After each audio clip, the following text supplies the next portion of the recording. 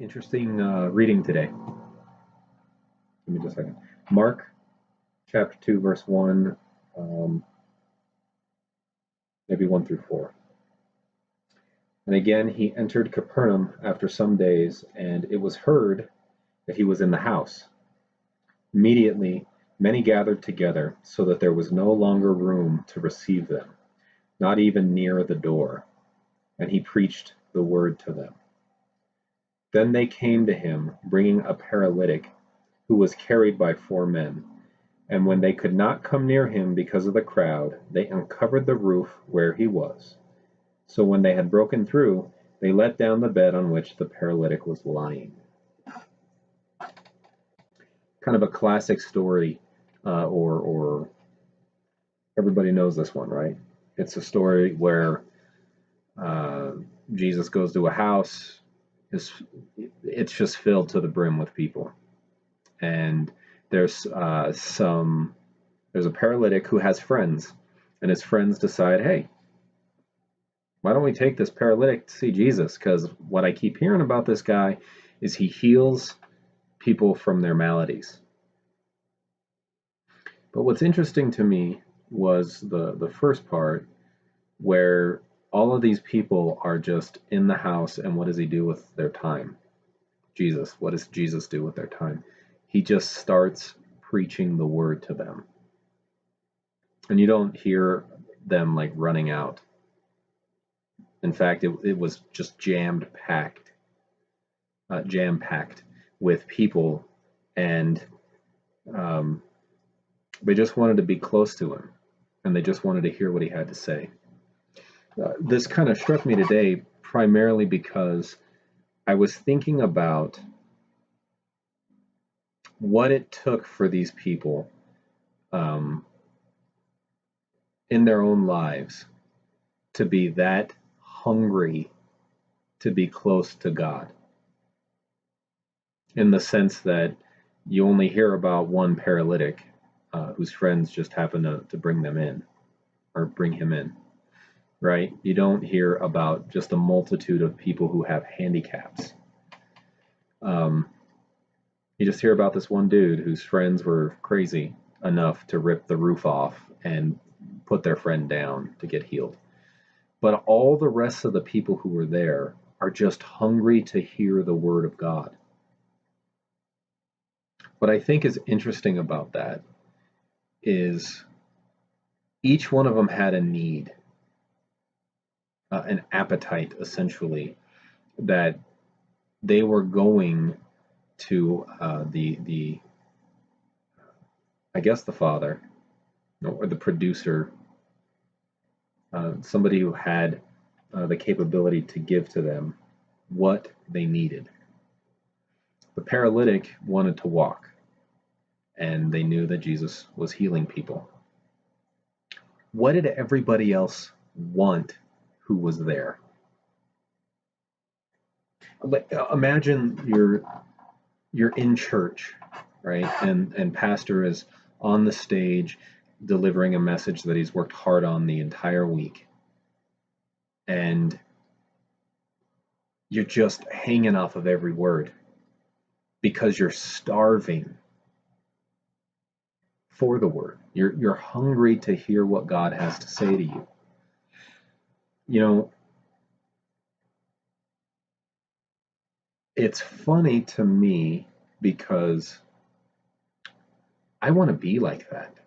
I want to be hungry for what God has to say to me, what he wants for my life. And for a while, like I just haven't been. I've actually been really angry with God. I'm poor. I've noticed that I don't have a lot of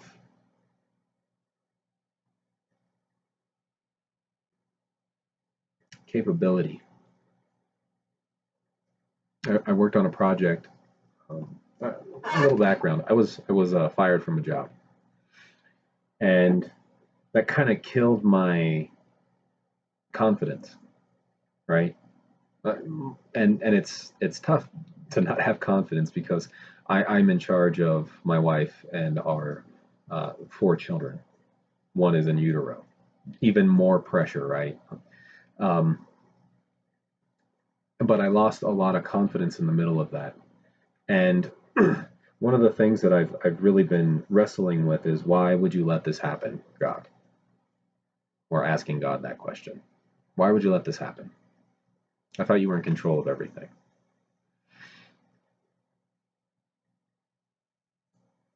I don't know a lot of people who, when things are going right in their life, when they have everything they want, are actually capable of wanting God to be in their life. Really, really think about that. Like, what is it inside of us that when things are going great, we have a hard time giving God his due? Why? Is it because we think we don't need him? We're not hungry for him? We're hungry for everything else that the world has to offer. And I've been guilty of that for a long time. In fact, it actually started years ago. I wanted to buy a house, and I kept going around to houses trying to buy one. I had good credit. I had money to put down. Not enough money to have like a conventional mortgage, but enough money to, have skin in the game, pay my earnest money, maybe a little bit of extra help from the bank, deal with PMI for 2 years, but then, you own your house, or you're at least working toward owning your house. And this is when I was about 32 years old that I started this process, so maybe 5 years ago. And at 32, I already felt behind the curve. I already felt like I had made a mistake in waiting too long to try to buy a house, but it took me forever to get my credit together because I made bad decisions, whatever. But the point is that deal after deal just kept falling through for no reason. Or, well, not for no reason, but for reasons that were not apparent whatsoever when we did the initial walkthrough of the house, right? And I think a lot of this was pride. I was thinking to myself, I have achieved something great. I'm able to do something that everybody kind of pissed on me and said that I wasn't going to be able to do. And I felt pride. I felt like I was, doing well in life and on the right track. And deal after deal just kept falling through. And then just, a series of events took place. And suddenly, I live with my mother-in-law. I just got, fired from my job. My wife's pregnant. I'm in charge of that, right? I'm supposed to be the one who is taking responsibility for these things. And now, like, I'm worried about my own capability in general. And I struggle a lot with this. Why am I crying to you? I'm not really crying to you. I'm telling you that I feel like a lot of these situations have been brought up in my life so that I can be hungry again. So that I can, reevaluate my priorities. What's my priority here? Is it pride? Is it getting what I want? Is it God's glory?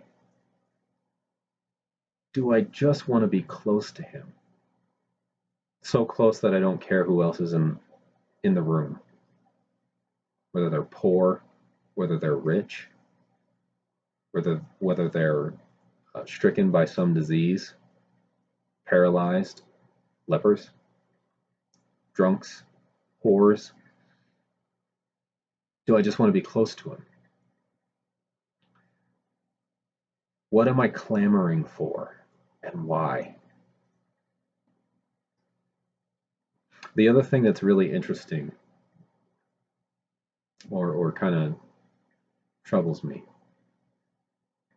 is that we recently celebrated Easter, right? And Jesus dies, and there's not a lot of people around him who like him anymore. It kind of makes you wonder if the people who were there when Jesus dies were some of the same people who were crowded in that house, clamoring to be close to him. And when things go down, they're still angry and upset. They didn't really feed off of him in the way that they should have. They were still lacking something, I guess I should say, other than angry and upset. What are you hungry for? Why are you hungry for it? It's crazy how sobering that question is. What are your real motives? The motives you don't tell anybody versus the ones that you kind of shout at from the rooftops, so to speak. I'm really fighting with this. Really fighting with it, and it's tough because so many people's lives are on the line.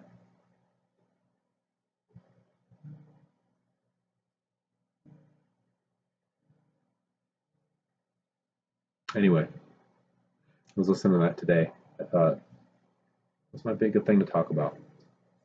Thanks for listening.